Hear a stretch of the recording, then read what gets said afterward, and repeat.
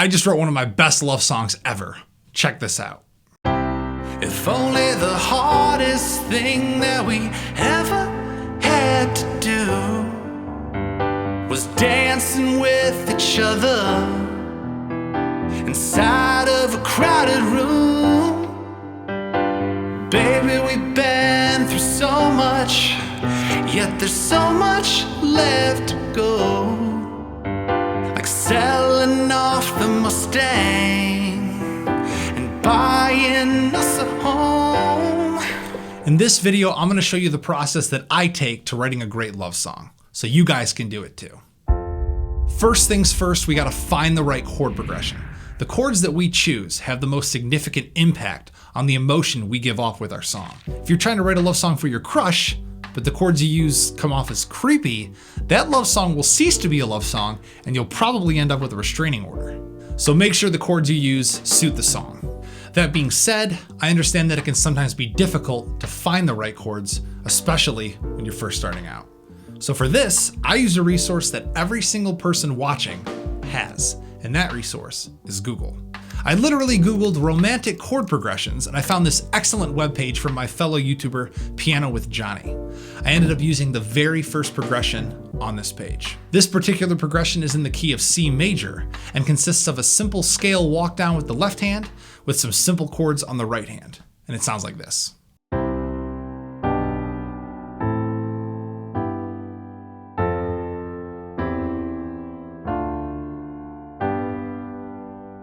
Once I had my chords figured out, I added a rhythmic pattern to give the song a beat.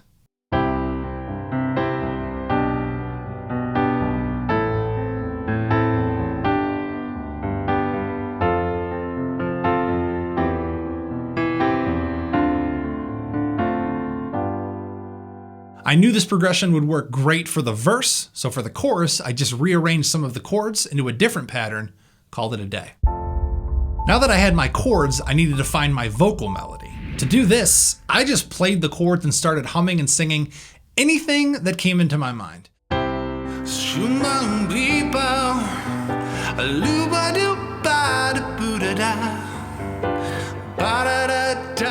It didn't matter if it was total gibberish, because all I was trying to do here was find a good melody.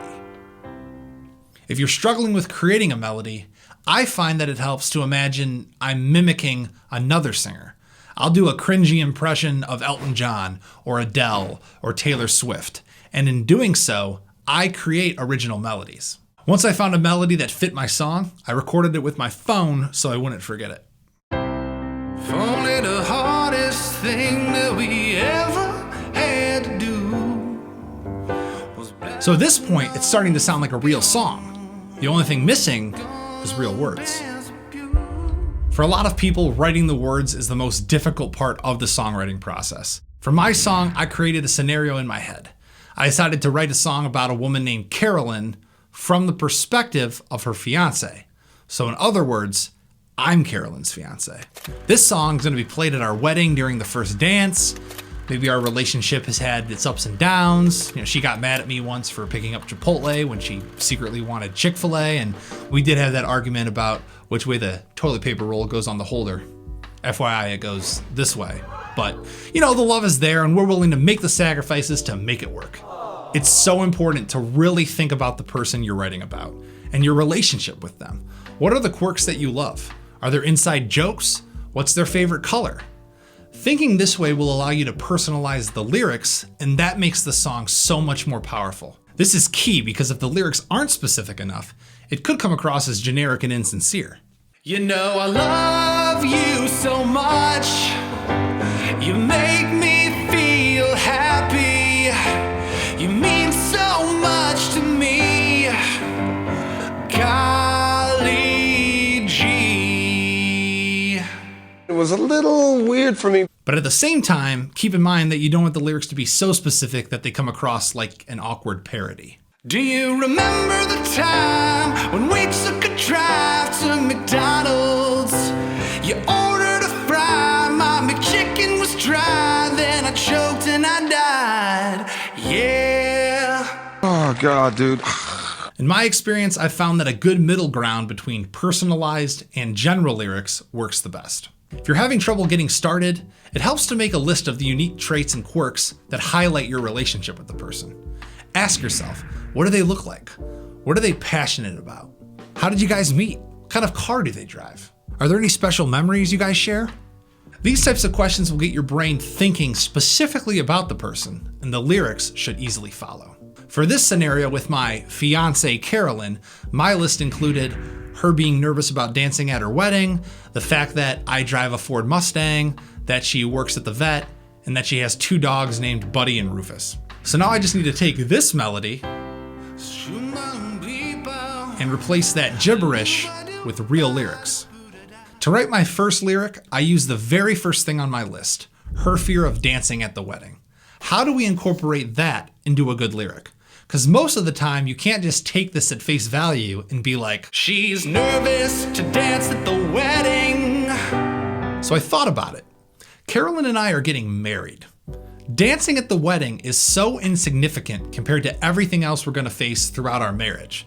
So how do we express that in an interesting way? Turns out that during one of my sketchy melody recordings, I actually freestyled a line that I liked, if only the hardest thing that we ever had to do. So I put that last word do into an online rhyming dictionary and I found the word room as a near rhyme. We will be dancing in a crowded room at the wedding.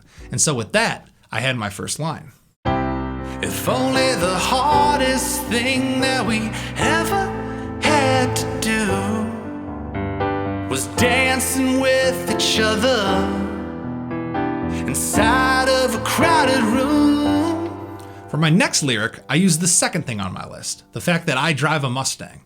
Again, rather than just straight up being like, I drive a Ford Mustang. I thought about how the Mustang isn't really a family car, and it would be kind of romantic if I sold it and put the money toward a house. So I had part of a lyric with selling off the Mustang and buying us a home, but I needed a good way to open it. So again, I put the last word home into the rhyming dictionary and I found the word go. And with that, I wrote the line. Baby, we've been through so much, yet there's so much left to go. Like selling off the Mustang and buying us a home. And boom, just like that, I had my first verse. Writing a love song is that easy, you could do it. For the chorus section, I followed the same exact formula. I found my chords, created a melody with total gibberish, and then filled in the melody with real lyrics. And after 30 minutes, I had one of the best love songs I'd ever written. If only the hardest thing that we ever had to do was dancing with each other inside of a crowded room. Baby, we've been through so much, yet there's so much left to go.